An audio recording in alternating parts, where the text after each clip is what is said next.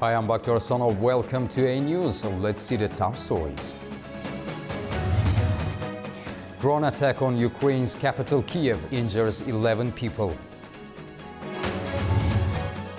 Putin says he hopes there will be no need to use nuclear weapons in Ukraine.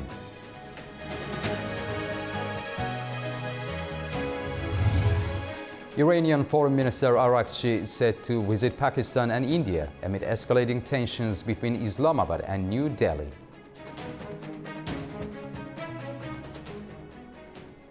Russia's overnight drone attack on Kiev injured at least 11 people, including 2 children, and set several residential buildings throughout the city on fire. Russia's overnight drone attack on Kiev injured at least 11 people, including 2 children, and set several residential buildings throughout the city on fire. Ukraine's emergency service said that 76 firefighters were involved in putting out the overnight fires in Kiev, which also included a small blaze in Kiev's central Shevchenkivsky district. The emergency service also said that several cars across the city caught fire from falling drone debris. Kiev, its surrounding region, and the eastern half of Ukraine were under air raid alerts for about an hour, starting soon after midnight on Sunday. Meanwhile, Ukrainian president signals willingness for ceasefire if Russia matches steps. They're ready to move toward a ceasefire as soon as possible, even starting today, if Russia is ready to take reciprocal steps to establish complete silence, a lasting ceasefire of at least 30 days. Russia must stop the war and halt its assaults and shelling. Monday to Saturday, more than 950 Russian aircraft bombs were already ongoing. Daily intense fighting on the Pokrovsky direction, other Donetsk directions. Meanwhile, Russia announced that its forces had destroyed 20-plus Ukrainian unmanned vessels and several military targets while intercepting 200-plus drones. Ukraine confirmed shooting down a Russian Su-30 fighter jet over the Black Sea, marking the first time a naval drone has downed a manned jet. In the documentary, Russia, Kremlin, Putin, 25 years, President Putin stated that Russia has the strength and the resources to end the war logically, but hopes nuclear weapons won't be needed. He also noted the complexity of the conflict and the difficulty in ending the war quickly.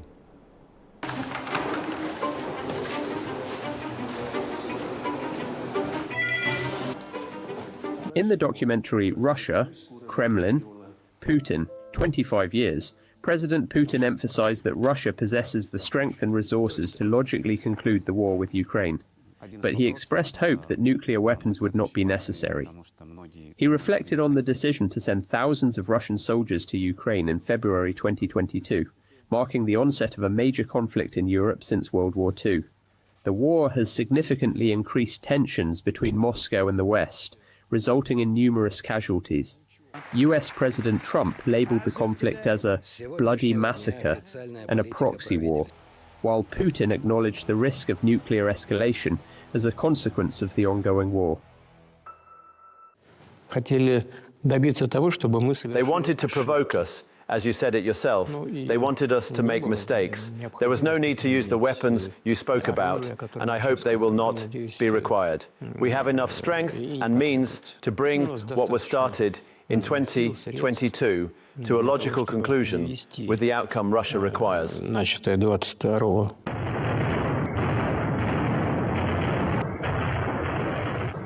He explained that Russia's strength allows it to end the war as desired, but the complexity of the conflict makes a quick resolution difficult.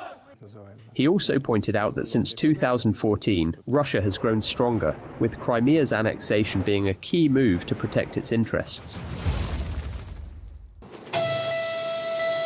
And the Crimean Bridge a demonstration of Russia's power. Furthermore, Putin mentioned that after the Minsk agreements, Ukraine started preparing for a confrontation with Russia, but he stressed that Ukraine is not a permanent threat. The main issue is the protection of large territories. Air traffic has resumed at Israel's Ben Gurion International Airport after a major disruption earlier today caused by a missile strike. A projectile fired from Yemen by Houthi rebels landed near the airport, halting hundreds of flights and sparking concern across the region. The attack marks a dangerous escalation in the ongoing conflict as Israel faces growing threats beyond its borders.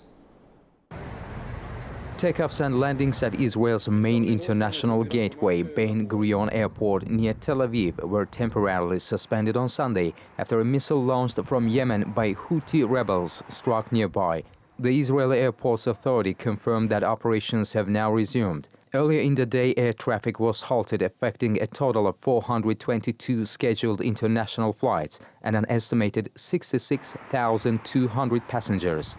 Some carriers, including Air India, TUS Airways and the Lufthansa Group, cancelled flights as security teams conducted inspections at the impact site. A large crater was discovered with missile debris scattered in the area. The Houthi movement in Yemen claimed responsibility for the attack. The missile force of the Yemeni armed forces carried out a military operation targeting Ben Gurion Airport in the occupied Jaffa area with a hypersonic ballistic missile, which successfully hit its target by the grace of God. The results of the operation were as following: the failure of the American and Israeli interception systems to intercept the missile, the escape of more than 3 million Zionists fleeing to shelters, and the complete suspension of airport operations for more than an hour. The Houthis say the attack was carried out in solidarity with Palestinians in Gaza and marks one of the most significant long-range strikes on Israeli infrastructure since the Gaza conflict intensified. It also follows a recent escalation in U.S. military involvement in the region. In March, U.S. President Donald Trump ordered wide-ranging strikes against Houthi targets in Yemen, aiming to curb their missile capabilities. Israeli Prime Minister Benjamin Netanyahu is scheduled to meet with defense officials and cabinet ministers later today to discuss the government's response. Iran's Foreign Minister Abbas Araghchi is set to visit Pakistan and India as part of Tehran's regular consultations with neighboring countries. The trip signals Iran's continued engagement in regional diplomacy amid shifting geopolitical dynamics. Araghchi will arrive in Pakistan on Monday to meet senior officials and discuss bilateral ties, regional and international developments. He is also scheduled to visit India later in the week, according to Iran's Foreign Ministry spokesperson Esmail Beghai. North Korean leader Kim Jong-un has inspected a key tank factory. He said producing cutting-edge tanks and armored vehicles is key to modernizing the army and reaching the ruling party's plan for the second revolution in armed force. He praised advances in Korean-style tank technology as part of efforts to modernize the country's conventional forces. This follows recent displays of new naval and drone capabilities. His visit comes amid suspicions that North Korea is receiving Russian military support in exchange for aiding the war in Ukraine. The North Korean leader recently attended the launch of a new naval destroyer and tests of new drones, among other weapons. With the May the 7th conclave approaching, Vatican City sees heightened security as 133 cardinals prepare to elect a new pope. Residents as visitors expressed calm and confidence in the security measures surrounding the historic event.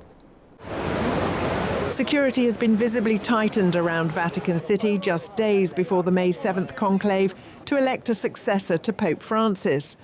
With 133 cardinals under the age of 80 set to gather in the Sistine Chapel, anticipation is building among the faithful, who await the iconic white smoke signalling a new pope. As Vatican City prepares for the arrival of a new pope, tourists say they feel safe despite the heightened attention and large crowds. Despite the growing crowds and global attention, both tourists and locals report feeling safe and calm. There are a lot of security staff in strategic places, like stations, for example. You get a sense of security because the forces of order are present on site. Beyond that, in the evening, you can walk through the streets without any fear. The alleys, the avenues are safe. The city is safe, we feel calm. We walked around the city, we walked around the Vatican. It's all quiet. There are the military, but the situation is under control, so we're calm here. The late Pope's funeral and subsequent procession through Rome to his burial place at the Basilica of St. Mary Major attracted a crowd estimated at more than 400,000 in what was described by the media as a success for Italian law enforcement.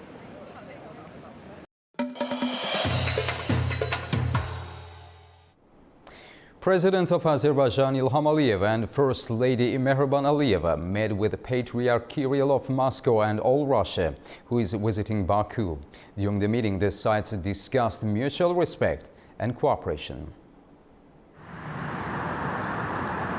On May 3rd, President Ilham Aliyev and First Lady Mehriban Aliyeva met Patriarch Kirill of Moscow and all Russia during his visit to Baku.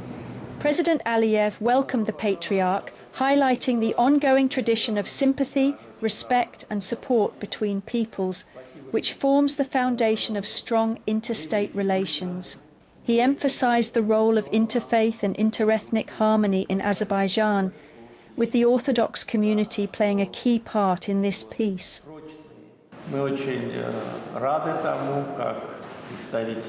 We are pleased that the Orthodox community, as representatives of the Russian community, actively participates in the development of our country, contributes to the protection of its sovereignty and territorial integrity, and together with representatives of other nations living in Azerbaijan, makes a great contribution to our country's overall development.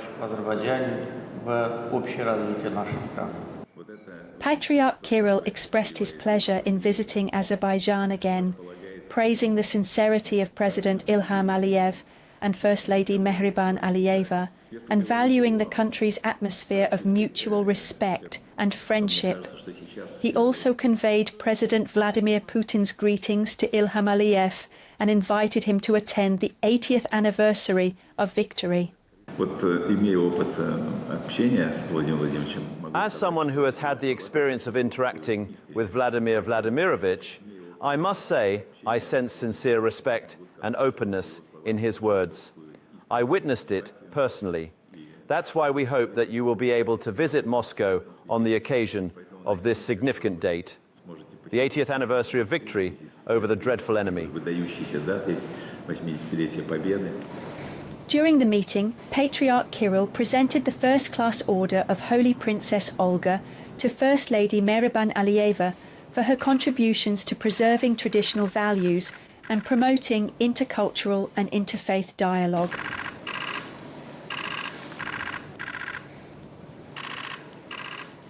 The meeting concluded with the exchange of mutual gifts. In a development highlighting the growing security challenges Israel faces on multiple fronts, Israel Prime Minister Benjamin Netanyahu has postponed a planned visit to Azerbaijan. The announcement comes amid escalating tensions in the region, particularly in the Gaza Strip and Syria. According to the statement, Netanyahu decided to postpone the trip due to what officials described as a tight political and security schedule, as Israel deals with multiple fronts of conflict. The Prime Minister extended his gratitude to Azerbaijani President Ilham Aliyev for the invitation and expressed his appreciation for the strong and warm relations between the two nations. While no new date for the visit has been set, both governments are expected to coordinate a future meeting once the regional situation stabilizes. The next meetings of the 3+3 regional cooperation platforms should be held in Baku and Yerevan, in the order of rotation to be determined by the parties themselves, according to Russia's ambassador to Armenia, Sergei Kopyrkin. He also said that decisions about the South Caucasus should be made by the region's own countries. The ambassador pointed to high-level contacts between Armenia, Azerbaijan and Russia from 2020 to 2022 and the 2021 launch of a trilateral group aimed at reopening trade and transport links. He said Moscow supports the 3+3 platform, which includes regional neighbors like Iran and Turkey, and called for expanding cooperation, particularly among Russia, Armenia, Armenia and Iran on economic and humanitarian issues, while stressing these efforts should not replace existing agreements. The European Union deplores the unilateral decision by the Russian Federation to launch regular commercial passenger flights to Sukhumi in Georgia's occupied breakaway region of Abkhazia. The action, taken without the consent of Georgian authorities and in the absence of a necessary international aviation code for the Sukhumi airport, is yet another step by the Russian Federation violating Georgia's sovereignty and territorial integrity, the EU message says.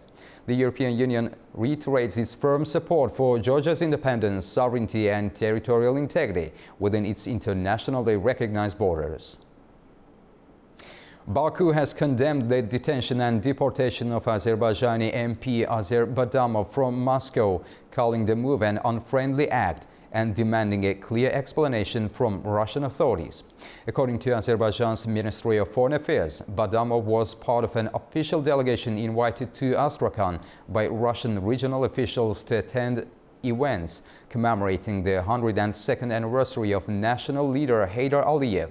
The delegation flew from Baku to Moscow en route to Astrakhan, but upon arrival in Moscow, Badamov was detained by Russian authorities and informed he was banned from entering the country. He was subsequently sent back to Baku. Azerbaijan's embassy in Moscow contacted Russia's foreign ministry, which acknowledged the incident and said it would investigate, though no explanation has yet been given.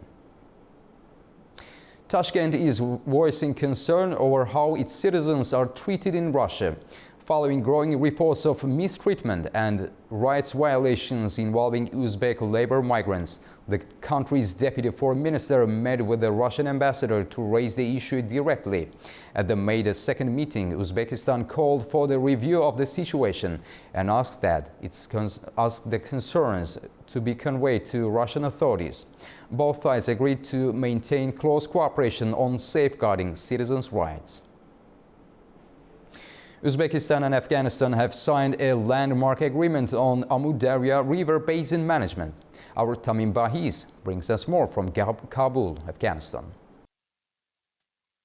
Uzbekistan and Afghanistan have signed a significant agreement on the joint management of the Amu Darya River Basin and the efficient use of its water resources. The deal was formalized during a visit by the Uzbek delegation to Afghanistan, with both sides also discussing mutual trade. The signing of the agreement between Uzbekistan and Afghanistan opens up opportunities for creating joint working groups on water resource management, developing monitoring and data exchange mechanism, and introducing modern water conservation. This agreement marks a strategically important and timely step towards regional cooperation. In a region historically affected by water disputes, it reflects a growing willingness to manage shared resources through dialogue, coordination, and mutual respect. Beyond its environmental focus, the agreement links water management with agricultural trade, promoting both sustainability and economic interdependence, critical pillars for long-term regional stability and development.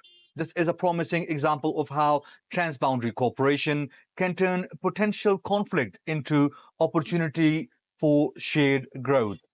This is Tamim Bahiz in Kabul for A News. A centuries-old tradition takes center stage in Baku as the International Carpet Festival opens in the city's historic core. The event draws international attention with its blend of cultural heritage, artistry, and the craftsmanship. Baku's streets have come alive with vibrant carpets and cultural exchanges as the International Carpet Festival transforms İçerişehir into a vibrant hub of art, tradition, and global craftsmanship.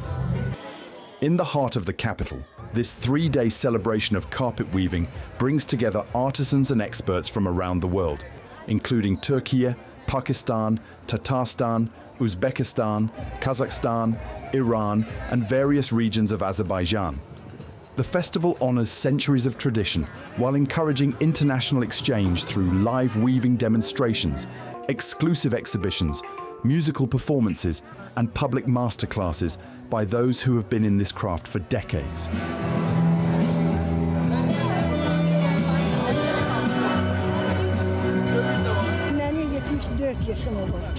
I am 74 years old. Throughout my life, I've woven special somak carpets. For many years, I worked in Kusar and later taught weaving to students in Alpen village. For the past 2.5 years, I've been weaving in Guba. These 2 somak carpets here were woven by me. Nowadays, few people weave somak carpets, so I continue this craft for everyone. At the national pavilions, visitors explore carpets from across the world, each showcasing the weaving styles and design traditions of its country. The displays range from Kyrgyz tribal motifs and Kazakh designs to Uzbek craftsmanship, Tatar styles, Georgian traditions, and symbolic patterns from Pakistan. Our carpets are inspired by the same design theory, which is Central Asian or Western Asian. But with the passage of time, we have made some interventions which are purely South Asian. So ours is a combination of these things. Second thing is that we use 100% natural materials in our carpets. Like the wool is pure lamb's wool, which is spun locally. It's not on the machines. Similarly, the dyes or the pigments that we use are drawn from nature, from like herbs, from fruits, from trees. Among the distinguished visitors is Princess Lala Hasna of Morocco, a country which has rich carpet weaving traditions of its own. Invited as an honorary guest to Cherysheha, she was briefed on the carpet's cultural significance and the enduring global reputation of Azerbaijani weaving. Carpets from across Azerbaijan are displayed throughout the festival, showcasing the unique characteristics of various regional styles. From bold patterns to delicate details, these carpets reflect the identity of entire regions. Each one is handmade, carrying the story and the skill of its weaver. Each region brings its own symbols, colors, and weaving techniques passed down through generations. The 2 carpets we are standing in front of date back to the 18th and 17th centuries. One is the famous dragon carpet from Karabakh, and the other is a Kila Afshan carpet, characteristic of the Baku school. Creating these carpets took years of painstaking effort, and they are faithful reproductions. In other words, these carpets have been brought back to life in both pile and flat weave forms.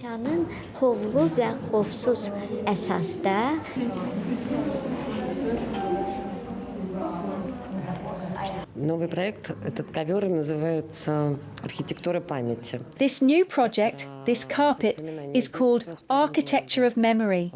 It's about childhood memories in the old city, about wandering around, getting lost in the narrow streets, unable to find your way out or reach your destination. It's also based on childhood experiences because all children in Azerbaijan used to sit on carpets to play with their toys. When you sit on this carpet, you realize it's not just a carpet. You are climbing the stairs, and your task is to choose the right path. This carpet is all about that. This year's festival is especially significant, marking 25 years of Cherysheha's UNESCO World Heritage status and 15 years since Azerbaijani carpet weaving was listed as UNESCO Intangible Cultural Heritage. Gulchin Kojalieva, Natig Mamadov, a news from Baku, Azerbaijan. Day 4 of Technofest 2025 brought more tech, talent and thrilling displays to Nicosia. Our Ali Aziz has more on these. The 2025 Technofest Aerospace and Technology Festival has officially kicked off in Nicosia, the capital city of the Turkish Republic of Northern Cyprus, marking a historic milestone as the festival expands beyond Turkey's borders. Known as Turkey's first and one of the largest aviation events worldwide, the 11th edition of Technofest brought a record-breaking energy. Thousands witnessed the future soar, proving why this festival is the center of global tech enthusiasm. Since its 2018 launch in Istanbul, Technofest has expanded across major Turkish cities and internationally to Baku. The 2025 edition is notable as its first in the Turkish Republic of Northern Cyprus, with a follow-up event set for Istanbul later this year. Key prominent leaders such as TRNC President Ersin Tatar, Baykar CTO and Chairman of Technofest Selçuk Bayraktar officially welcomed guests at the opening ceremony. On the third day of the festival, Turkish President Recep Tayyip Erdogan distributed the awards at the competition ceremony, and several key ministers from both Turkey and TRNC underscoring the festival's strategic importance and international dimension. Students, engineers, and tech enthusiasts came together for the festival to explore the latest innovations in drone, artificial intelligence, and robotics. This year, the spotlight is on sustainable energy and aerospace innovations, with young techies vying for top honours in various contests. The festival featured several competitions, including social innovation, flying car simulation, tourism technologies, Technofest RoboLig Blue Homeland, Technofest TRNC Research Project, as well as the Technofest Drone Championship. Actually, last year we were participants of Technofest as well. We were competing in social innovation category, and our team tried to tackle the issue regarding bullying. And actually, we were really motivated even after Technofest, and we continued our work in our project. So it was really good and successful. That's like Technofest really, how to say, instilled us a lot. That's why we are here again with my talented teams. We have been to Technofest every year with my students to bring my projects from Pakistan here to represent Pakistan in Technofest. For this year, our project is in social innovation category, and we have made a brainwave reader.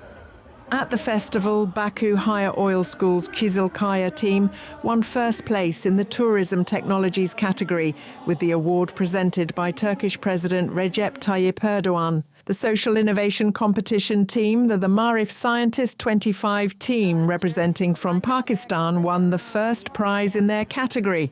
As the festival unfolds with cutting-edge tech, visionary ideas, and thousands of passionate participants, one thing is clear: Technofest remains an inspiration, innovation, and the next generation of technological breakthroughs.